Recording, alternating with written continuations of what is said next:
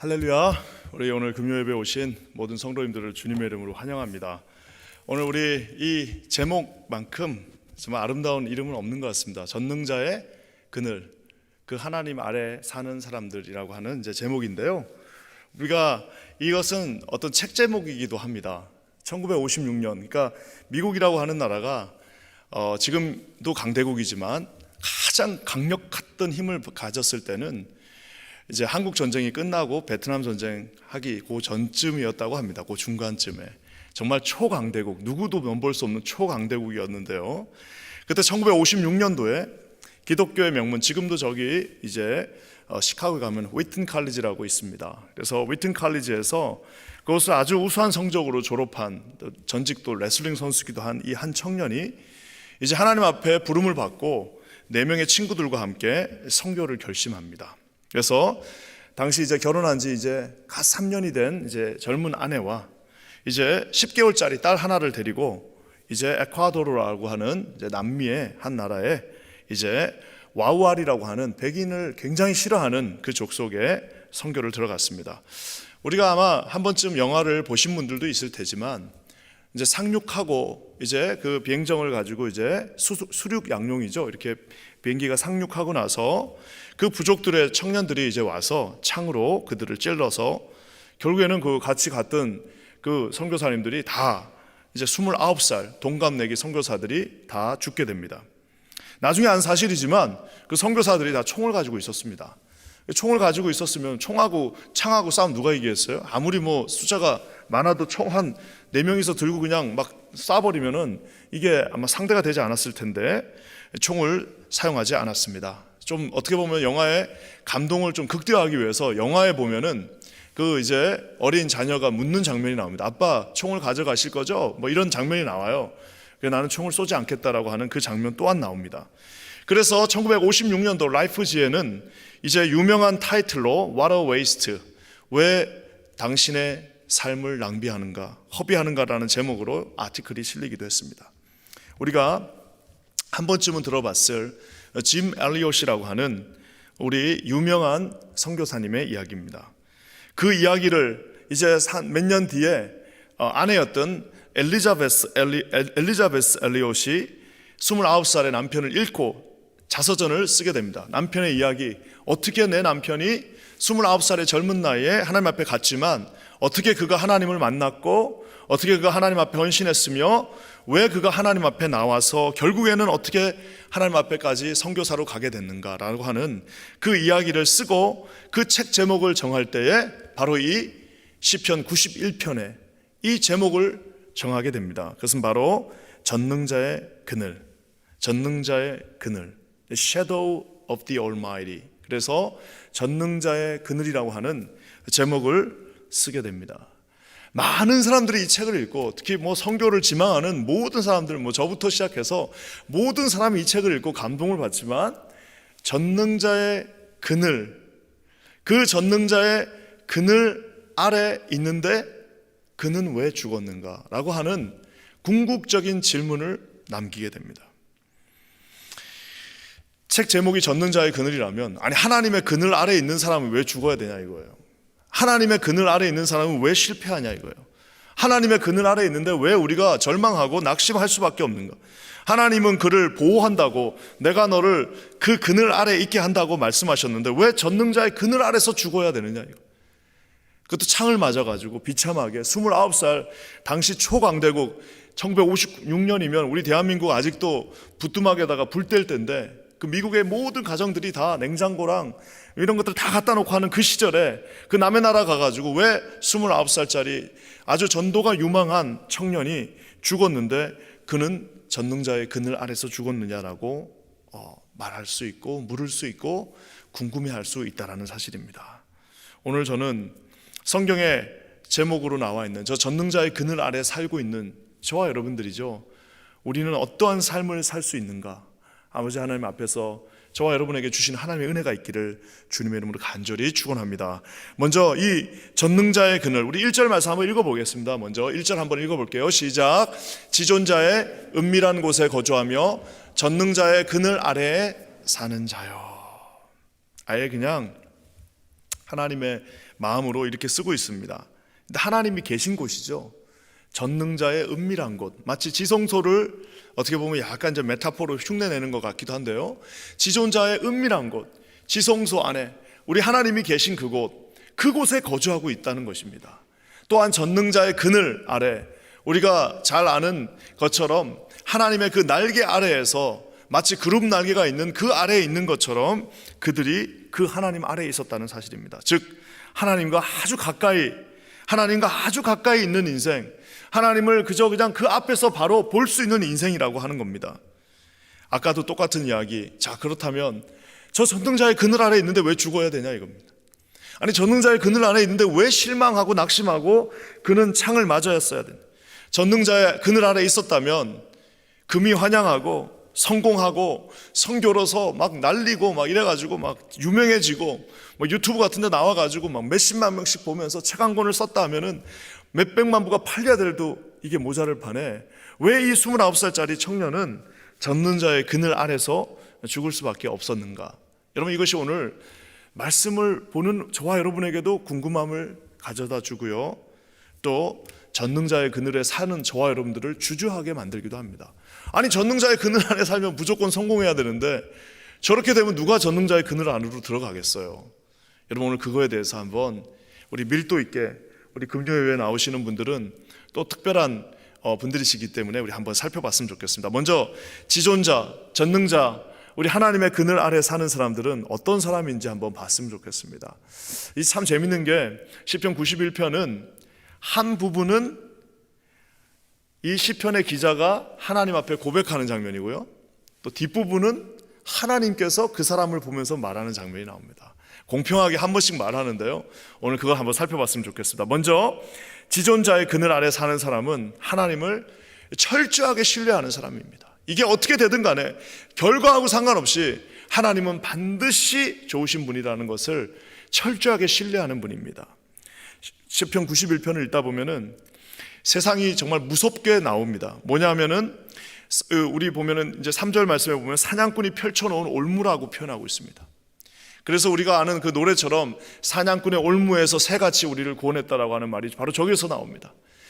하나님께서 우리를 이렇게 자유롭게 풀어놨지만 마귀 사단이 마치 올무를 다 이렇게 덫을 딱 넣어놓고 거기에 걸려들기를 기다리고 있는 그 모습처럼 마귀 사단이 우는 사자와 같이 저와 여러분을 넘어뜨리고 무너뜨리고 실망시키고 낙심시키고 좌절시키고 아무것도 못하게 만들기 위해서 다 덫을 넣어놓고 걸리기만 해봐라, 한 가지만 딱 걸려봐라, 그럼 내가 너를 그냥 잡고 바로 끌고 들어가겠다라고 말하는 것처럼 이 세상은 너를 새 사냥꾼의 올무에서와 또 한 가지 뭐라고 말합니까?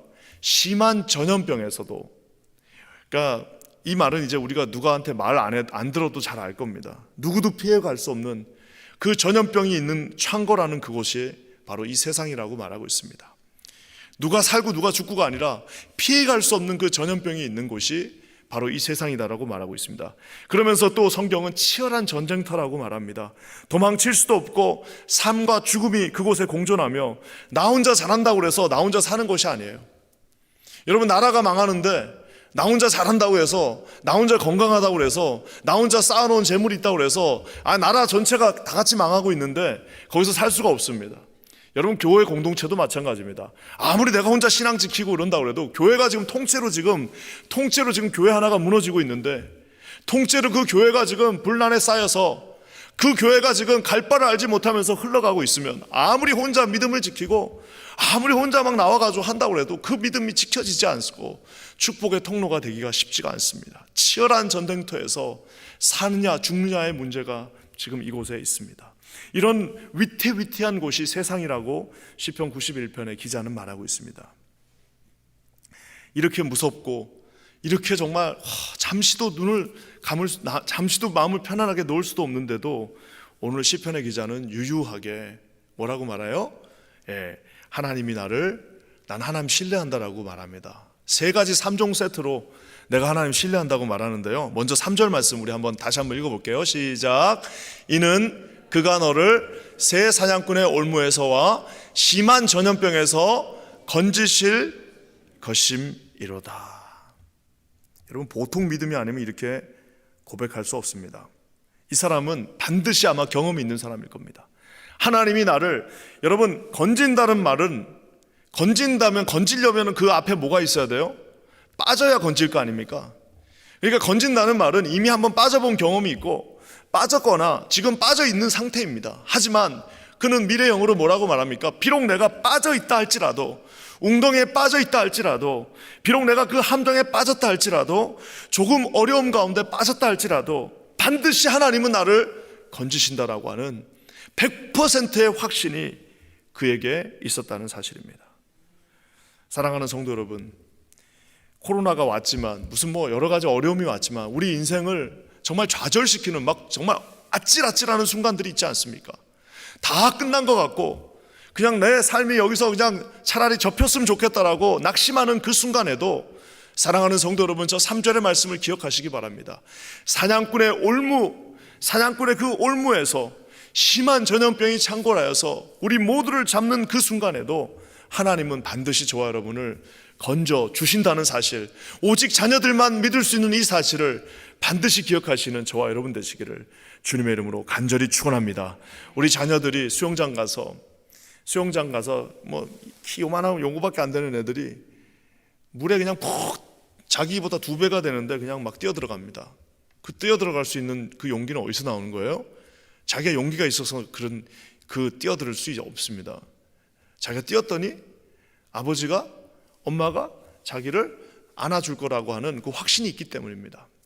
그러니까 그냥 뛰어 들어가는 거예요. 씩 웃으면서 뛰어 들어갑니다. 왜? 뛰어 들어가면 아빠가 나를 반드시 건져 주신다라고 하는 그 믿음이 있기 때문입니다. 저는 기도하기는 여기 계신 모든 분들이 하나님 신뢰하는 그 하나님 반드시 나를 건져 주실 것이라고 하는 그 믿음이 우리 가운데 있기를 주님의 이름으로 간절히 축원합니다. 또 한 가지는요, 4절 말씀에 3종 세트라고 그랬으니까 3개가 나와야 됩니다. 하나님을 신뢰할 수 있는 이유가 3가지인데 4절 말씀 우리 같이 한번 읽어볼까요? 시작. 그가 너를 그의 기초로 덮으시리니 너가 그의 날개 아래로 피하리로다. 그의 진실함은 방패와 손방패가 되시나니. 하나님이 당신의 그 깃으로 저와 여러분들을 이렇게 싹 덮어주신다고 말하고 있습니다. 아무리 힘들어도, 아무리 허물이 있어도, 좀 창피한 것이 있어도, 내가 큰 실패를 하고 내가 큰 어떻게 보면 잘못을 저질렀다 할지라도 우리 주님은 항상 또다시 덮어주시는 분임을 여러분 기억하시기를 주님의 이름으로 간절히 축원합니다. 제가 얼마 전에 한번 어떤 교회를 이제 한번 방문했는데, 와, 내가 이거는 아마 여러 번 앞으로 얘기해야 될 것 같아요. 그 교회가 이제 일종의 우리 같이 이제 표 같은 게 하나 있습니다. 표가 뭐냐면 실수를 해도 사랑해 주는 교회, 이런 식으로 돼 있어요. 여러 가지로 돼 있는데 하여튼 한 문장으로 그거를 딱 줄이라면 실패를 해도 실수를 해도 그것을 용납해 주는 교회라고 나와 있는 걸 봤습니다. 이게 보니까 벌써 교회가 아주 그냥 따뜻해요. 가면 그냥 따뜻합니다. 이거 왜 그런 거예요? 좀 뭔가 잘못해도 덮어준다는 겁니다. 이게 덮어준다는 말이 무슨 나쁜 짓 했는데 아유 좋은 게 좋은 거예요, 이런 뜻이 아닙니다. 이게 그런 것이 아니라 누구나 잘못할 수 있지만 그 하나님의 그 깃털 안에서 우리가 반드시 보호함을 받을 수 있다는 전제가 있을 때만 그 말을 할 수 있습니다. 우리가 아는 것처럼 찬송가 419장은 뭐예요? 주 날개 밑 내가 편안히 쉬네. 밤 깊고 비바람 몰아쳐도. 와, 이거 찬송을 작사하신 분이 보니까 자기 이 목사님이신데 성대를 잃고 또 굉장히 큰 고난 가운데 있었을 때 이 찬양을 지었습니다. 그래가지고 도저히 이제 막 목회도 할 수 없고, 이 성대가 목사가 말로 먹고 사는 사람인데 말을 못하니까 목회를 못하는 거 아니겠습니까? 그래가지고 이제 다 끝났구나라고 생각했는데 하나님이 이 마음을 주셨답니다. 주 날개 밑 내가 편안히 쉬네. 밤이 아무리 깊고 아무리 비바람이 몰아쳐도 내가 주 날개 아래에서는 편안히 쉴 수 있다라고 말하고 있습니다. 더 놀라운 것은 저 3번째 줄에 보면은 그의 진실함은 방패와 손방패가 된다라고 말하고 있습니다. 저 진실함이라는 것은 무슨 뭐 trustworthy 이런 정도의 개념이 아니라 하나님의 약속을 뜻하고 있습니다. 하나님이 저와 여러분에게 해주셨던 그 약속 안에서 그 약속은 우리를 방패로 우리를 막아준다라는 사실입니다. 하나님의 약속, 진리의 말씀이 저와 여러분을 모든 그 불화살로부터 이렇게 다 막아준다라는 사실입니다. 그거 다 맞으면 살 수가 없어요. 세상이 우리를 공격하는 마귀 사단이 우리의 마음을 침륜에 빠지게 하고 우리 못한다 너는 죽어야 된다 너는 더 이상 살 가치가 없다, 너는 실패자다, 너는 낙심해, 너는 네가 사람도 아니야, 너는 이제 더 이상 네가 사람이면 어떻게 네가 낫을 들고 다닐 수 있냐라고 하는 그 모든 침소하고 그 모든 우리를 낙심하게 만들고 그 모든 우리 가운데 절망 가운데 빠져주는 그것에서부터 하나님의 그 진실한 약속, 내가 너를 끝까지 붙들겠다, 내가 너를 반드시 사랑하겠다, 내가 너를 반드시 승리하게 하겠다는 그 약속은 우리 가운데 방패가 되어주신다라고 말하고 있습니다. 사랑하는 우리 성도 여러분, 하나님의 저 말씀을 통째로 믿고 신뢰하시는 저와 여러분 되시기를 주님의 이름으로 간절히 축원합니다. 그러면서 마지막 3종 세트 세 번째, 우리 7절 말씀과 11절 말씀 같이 한번 읽어볼까요? 시작. 1000명이 네 왼쪽에서 10,000명이 너의 오른쪽에서 엎드러지나 이 재앙이 내게 가까이 하지 못하리로다. 11절입니다. 그가 너를 위하여 그의 천사들을 명령하사 내 모든 길에서 너를 지키게 하심이라. 1000명이, 그러니까 가끔씩은요 설교를 준비할 때 어떤 생각이 드냐면, 그냥 이렇게 좋은 구절은요 설교를 하는 것보다 그냥 차라리 그냥 말씀을 한 이 시편 91편을 설교단에 올라와갖고 한 30번 읽고 그냥 끝내는 게 더 낫다라는 생각이 들 때도 있습니다. 아니 여기서 도대체 뭘 더할 게가 있겠습니까? 1000명이 네 왼쪽에 있어요. 1000명의 적이 네 왼쪽에 있고, 1000명이 적이 아니에요. 1000명이 왼쪽에 있고 10,000명이 오른쪽에서 다 쓰러집니다. 다 쓰러지는데 나만 안 쓰러진다라는 거 아니겠습니까? 이래서 기독교가 욕도 먹습니다. 다 쓰러지는 니네만 안 쓰러지냐? 안 쓰러지는 걸 어떻게 해요? 다 쓰러지는데 너만 사냐? 미안한데 그러는 거 어떻게 해요? 하나님께서 선택한 그 자녀는 그 사명이 끝나는 날까지 절대로 죽을 수도 없고 절대 끝날 수도 없습니다. 우리가 제자 훈련할 때 외치는 구호가 뭐예요? 제자 훈련하는 동안에는 죽지도 말고 아프지도 말자. 그 맨날 외치기만 하지 솔직히 그 실천하는 사람 많지 않습니다. 코로나 때도 우리가 다 오픈하고 딴 거는 다 클로즈 했지만 제자 훈련만큼은 우리가 다 모여갖고 한 이유가 뭐예요? 하나님이 불러주셨으면 왼쪽에서 1000명이 오른쪽에서 10,000명이 쓰러진다 할지라도 그 부르심의 사명을 끝내는 날까지는 절대로 저와 여러분은 쓰러질 수 없다라는 사실입니다. 저는 저와 여러분 사랑하는 모든 성도들이 이 말씀을 주님의 주시는 말씀으로 믿으시기를 주의 이름으로 간절히 축원합니다. 여러분, 이 말씀은 어디서 가져온 말씀이냐? 구약에 우리가 잘 아는 것처럼 출애굽의 여정 속에서 이 애굽의 모든 장자들이 다 쓰러졌습니다. 자신을 지배하던 칼을 차고 있던 그 힘 있는 장자들이 그저 축풍나벽처럼 그 밤에 왕부터 시작해서 군대 장관, 신하들, 모든 그 힘 있던 권력자들의 그 장남들이 축풍나벽처럼 쓰러지는 그 순간에 노예들, 아무 힘도 없고 아무것도 할 수 없는 자들이 그저 문설주에다가 하나님이 그렇게 하라고 그랬으니까 그저 그 말에 순종해서 거기다 양을 한 마리 잡아가지고 그 피를 칠한 그 모든 자들은 쓰러지지 않고 그곳에 살아남았습니다. 사랑하는 성도 여러분, 하나님의 말씀, 하나님의 그 귀한 말씀을 신뢰하시는 저와 여러분 되시기를 주님의 이름으로 간절히 축원합니다. 우리 믿는 자들이 이 정도의 자신감이 있어야 되지 않겠습니까? 우리가 믿는 사람들이 나가서 이 정도는 내가 우리 자녀들한테 딴 거는 못 줘도 내가 우리 자녀들한테 무슨 억만금을 주고 집 하나를 내가 남겨주지는 못할지언정 너는 하나님이 택한 하나님의 자녀다, 너는 하나님의 손 안에 있는 절대로 쓰러질 수 없는 하나님의 자녀라고 하는 그 사실 하나는 줘야 되지 않겠습니까? 저는 기도하기는 저희 이곳에 오늘 말씀을 듣고 계신 모든 분들에게 주님이 주신 이 확신의 그 인치심의 말씀이 있기를 주님의 이름으로 간절히 축원합니다. 세상이 얼마나 만만하게 보이겠어요? 이런 마음으로 나가면은 세상이 얼마나 만만하겠습니까? 물론 세상은 어렵지만 아까 나 말했잖아요. 이 올무를 놓고 전염병이 창궐하고 전쟁에서 쓰러져 죽어 나간다 할지라도 하나님이 6월절 그 밤에 누구든지 문설주에 피를 칠하는 자는 내가 너를 넘어가리라.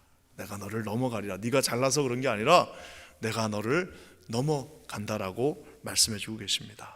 저는 여러분 우리 이 말씀이 얼마나 좋은지 모르겠습니다. 11절 말씀은 더 좋지 않나요? 11절은 뭐라고 나와 있습니까? 그가 너를 위하여 그의 천사들을 명령하사. 아침에 운전하러 나갈 때 아침에 그냥 비몽사몽간에 새벽에 나와가지고 이렇게 이제 운전대를 잡습니다. 주님, 저같이 덜렁거리고 저같이 기계를 잘 못 만지고 오늘 하나를 지켜주세요. 잠결에 또 혹시라도 잠결에 어디다가 가지 않게 해주세요. 예전에 한 번은 신호등을 기다리는데 하도 졸리니까 세상에 그 신호등 기다리는 그 순간에 잠이 들어가지고 그냥 앞으로 쑥 간 적도 한 번 있었습니다. 뭐 저만 그러지 않잖아요. 왜 새삼스럽게 너만 이상한 사람이네. 너무 신기하지 않나요? 그 차선 하나를 가지고 저는 가끔 그 생각합니다. 사람들이 같은 복도에서 3-4명이 이렇게 가다 보면은 딱 어깨도 부딪히고 이러는데 차선 하나를 놓고 차 3대가 막 그렇게 세게 달리는데도 우리가 오늘 여기에 이 금요철야에 나왔고 또 집에 무사히 가게 될 것입니다. 저는 기도하기는 천사들을 명령하사 내 모든 길에서 너를 지킬 것이다 라고 하신 하나님의 그 말씀을 신뢰하시고 믿으시고 날마다 기도하시기를 주님의 이름으로 간절히 축원합니다. 아침에 딱 운전대 잡고 시작할 때 하나님 오늘도 천사들을 명령하사 아버지 하나님 이거 잡아주세요 라고 기도하시는 저와 여러분 되시기를 주님의 이름으로 간절히 축원합니다. 저 11절 말씀은 그럼에도 불구하고 또 한 번은 기억해야 될 말씀입니다. 왜 그럴까요? 저 말씀이 어디 나와요? 저 말씀은 나중에 신약 성경에서 마귀가 사용했던 말씀이기도 합니다. 그렇죠? 떨어져 봐라. 야, 십자가 지지 말고 떨어져. 안 죽어. 왜? 천사들을 명하사 하나님 너를 붙잡아 줄 거야. 십자가 지지 말고. 십자가 그 힘든 걸 왜 져? 야, 그 십자가 네가 지금 하나님의 아들인데 십자가를 왜 집니나? 하면서 했을 때 또 사용했던 말씀이기도 합니다. 하나님의 은혜가 참 복잡합니다. 우리에게는 이렇게 말씀하셨지만 정작 자신은 그 카드를 쓰지 또 않으셨습니다. 사랑하는 성도 여러분, 지존자의 그늘 아래에 있는 사람 이렇게 하나님을 100% 신뢰합니다. 또 한 가지, 이제 100% 신뢰하는 그에게 하나님 또한 말씀하십니다. 저는 이 말씀이 더 좋아요. 저것도 좋았지만 지금부터는 이제 하나님이 우리에게 하신 말씀입니다. 마치 사랑하는 사람이 주거니 받거니 하는 것처럼 하나님이 우리에게 주시는 이 말씀 또한 얼마나 아름다운지 모릅니다. 우리 14절과 15절 말씀 우리 한번 다 같이 읽어볼게요. 시작. 하나님이 이르시되 그가 나를 사랑한즉 내가 그를 건지리라.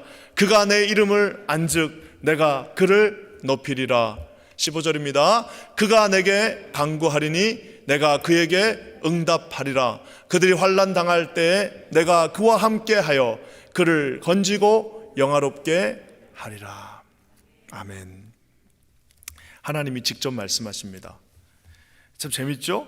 그가 나를, 여기서 그는 저와 여러분입니다. 우리 전능자의 그늘 안에 있는 부족한 저와 여러분입니다. 그가 나를 사랑한즉, 우리가 하나님을 사랑한즉 하나님이 우리를 건지시리라. 우리가 하나님의 이름을 알고 있어요. 우리가 이 전능자의 이름을 알고 있습니다. 우리가 이 하나님을 믿고 신뢰하고 있습니다. 우리가 그를 믿고 그의 이름을 안즉 하나님이 우리를 어떻게 하신대요? 와, 이거 높이리라. 베드로의 말씀처럼 때가 이름은 내가 너희들을 높이리라 하신 그것처럼 우리가 그의 이름을 알고 우리가 하나님의 자녀임을 알 때 하나님이 우리를 높이신다 말씀하고 계십니다. 그 또한 더 아름다운 것은 15절에 그가 내게 간구하리니, 우리가 하나님 앞에 간구합니다. 나와서 이 새벽 기도에 또 이 금요철야에 나와가지고 간절히 하나님 앞에 간구합니다. 하나님 제발 하나님 이거 들어주세요. 하나님 이거 정말 하나님 앞에 제가 간절히 구합니다라고 했을 때 뭐라고 말씀하십니까? 주님이 응답해 주신다 말씀하고 계십니다. 환난 당할 때 내가 그와 함께하며 그를 건지고 저와 여러분을 심지어는 글로리피케이션, 영화롭게 한다라고 말씀하고 계십니다. 저는 이 관계가 참 좋은 것 같습니다. 하나님이 우리 가운데 계시고 우리가 하나님을 사랑할 때 하나님 우리를 이렇게 다 건져주시고, 우리가 하나님을 알 때 하나님이 우리를 높여주시고, 우리가 우리를 높이면 높아지지도 않거니와 그거야말로 교만한 겁니다. 그렇잖아요. 우리가 우리를 높이면 그거만큼 젊은 사람들이 볼 때 어른들이 와가지고 막 자기 자랑하고 이러면요, 그것만큼 참 어려운 게 없다고 그래요. 저도 지금 그런 거 되게 조심하고 있습니다. 어디 가서 제발 자랑 좀 안 해야 되는데 얼마나 자랑할 게 많은지, 우리 교회는 어디 가서 자랑을 안 하려면 이거 입을 꼭 잡고 있어야 되는데, 내가 나를 높이는 것이 아니라 하나님께서 때가 되면 저와 여러분들을 적절할 때 높여주신다 말씀하고 계십니다. 저는 우리 하나님 앞에 여러분 이렇게 그저 아무도 몰라도, 그러니까 아무도 우리를 몰라도 됩니다. 우리가 무슨 일을 하는지 아무도 몰라, 오직 주님만 아시면, 오직 한 분만, 그분만 끄떡거리시면 됩니다. 그분만 우리를 높여주실 수 있다는 사실을 반드시 기억하시는 저와 여러분 되시기를 주님의 이름으로 간절히 축원합니다. 사랑하는 성도 여러분, 전능자의 그늘 안에 사는 사람들을 어떻게 한다고요? 하나님을 전적으로 신뢰하는 사람들입니다. 혹시 우리 이 자리에 여러 가지 고난 가운데, 고통 가운데, 말 못할 상처와 아픔 속에서 고민하는 분들 계시다면, 여러분 오늘 이 말씀을 곰곰이 집에 가셔서 다시 한번 묵상하시기 바랍니다. 하나님과의 그 신뢰 속에서 하나님 반드시 우리를 건지시고 지키시고 보호하시고 인도하시며 높이심을 믿으시는 저와 여러분 되시기를 주님의 이름으로 간절히 축원합니다. 이 하나님과 그냥 일방적으로 주야 주야 하는 것이 아니라, 오늘 하나님이 뭐라고 말씀하세요? 하나님이 우리에게 말하고 계십니다. 내가 너를 사랑하고 건지고 높이고 채우고 이끌어 줄 것이며 지키고 영화롭게 할 것이다. 주거니 받거니 말씀하고 계십니다. 우리 하나님 앞에 이렇게 날마다 간구함으로 응답받으시는 저와 여러분 되시기를 주의 이름으로 간절히 축원합니다. 오늘 말씀을 이렇게 또 마무리해 가면서요, 여전히 아까 그 첫 번째 질문, 아니 왜 전능자의 그늘 아래 있는 그 사람은 죽어야 됐습니까? 라고 물으신다면, 여러분 왜 그랬을 것 같을까요? 아까 제가 잠깐 힌트를 드렸습니다. 예수 그리스도께서 십자가를 지실 때에 11절 말씀, 아까 동일하게 뛰어내려라, 십자가 지지 말고 뛰어내려. 주님이 주신 십자가가 있습니다. 저와 여러분에게 다 주신, 우리 여기 계신 우리 모든 분들에게 주신 다 그 십자가가 있는데, 그 십자가를 놓고 뛰어내려라, 그러면은 천사가 잡아줄 거야 라고 하는데, 저와 여러분, 제가 오늘 지난주 새벽에도 얘기한 것처럼 험한 십자가, 언제까지요? 빛난 면류관 받기까지 험한 십자가 붙들리라. 여러분 그 말씀 우리가 기억하셔야 됩니다. 아까 얘기한 그 짐 엘리엇이라고 하는 선교사가 가서 제대로 한번 선교도 못 해보고 그냥 한 번에 창에 맞고 그냥 거기서 죽었습니다. 그 이야기가 거기서 끝이 나야죠. 그냥 끝나고 이제 많은 질문을 가지고 저 선교사는 죽고 저러고 끝났구나라고 끝났어야 되는데, 그 이야기가 끝이 안 납니다. 그 짐 엘리엇의 이야기가 더 그 책을 읽고 나서 또 그 책이 우리에게 더 다가오는 이야기는 거기서 그것이 끝이 나지 않아요. 그 사람은 거기서 죽었지만 그 아내들이, 그 4명의 아내들이 우리가 아는 것처럼 다시 정글로 들어가서 자기 남편을 창으로 찔렀던 그 자들에게 다시 들어가서 1963년까지 그곳에 살면서 복음을 증거했습니다. 나중에 추장이 물어봤어요. 도대체 당신은 왜 이렇게 착한 일을, 왜 이렇게 우리를 좋아해? 왜 이렇게 우리한테 왜 이렇게 잘해주냐? 당신은 왜 이렇게 우리한테 잘해주냐라고 하는 그 질문에 우리 엘리자베스 엘리엇이 이렇게 말했습니다. 당신들이 죽인 남자들이 우리의 남편들이다.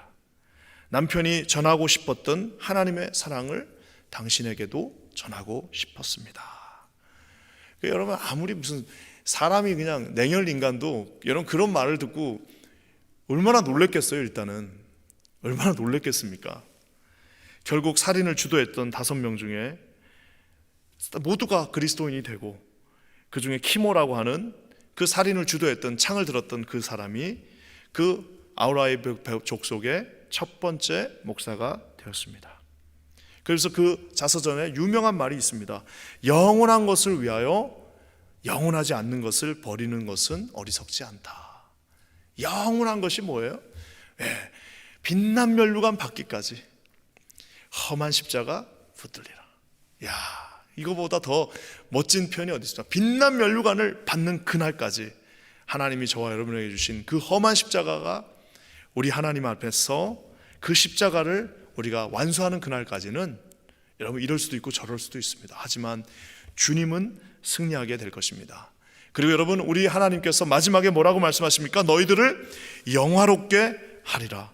내가 너희들을 건지고 영화롭게 하리라라고 말씀해 주셨습니다. 영화라고 하는 그것은 천국 가는 날 이루어지지 않습니까? 성화의 다음이 영화 아니겠습니까? 성화하고 마지막에 우리가 천국 가는 그날에 너희들이 영화롭게 되리라고 오늘 말씀하고 계십니다.